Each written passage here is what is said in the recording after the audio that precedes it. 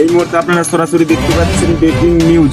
আমাদের এই ব্রেকিং নিউজে যা দেখতে পাচ্ছেন আপনারা এই উট দুটো, তো আমরা উট দুটোর সম্পর্কে কিছু জানতে চাই। তো আমরা আমাদের সাথে আছেন আরিফ, তিনার কাছে আমরা জানবো কিছু মূল্যবান কথা। তো আরিফ, আপনি বলেন তো উটগুলো কিসের জন্য এসেছে? আজকে আমাকে আসতেই হলো কারণ আমরা হাজির হয়েছি অদ্ভুত ব্রেকিং নিউজ নিয়ে।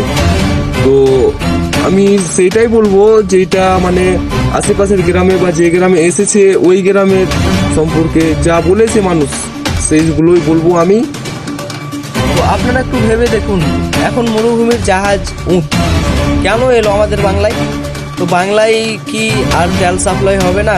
মানে বাংলায় বলতে চাই না, মানে পুরো ইন্ডিয়ায় কি আর তেল সাপ্লাই হবে না, কি অন্য জায়গা থেকে তেল আসবে?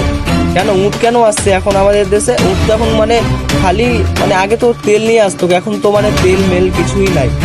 এখন আমরা কিসে গাড়ি চালাবো তাহলে?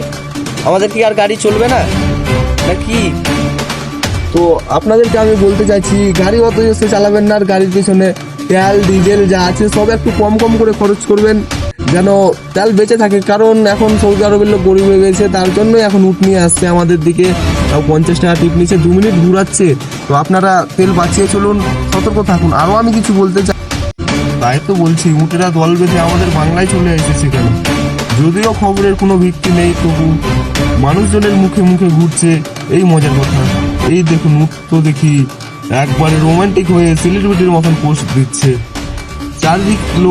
চারিদিকে লোক শুধু ফটো তুলছে, ভিডিও করছে। উটেরও মনে হচ্ছে বেশ ভালোই লাগছে। দেখুন উট কেমন বৃদ্ধি দাঁড়িয়ে আছে, পোস্ট দিচ্ছে, ভাবা যায় যেন সিনেমার শুটিং চলছে।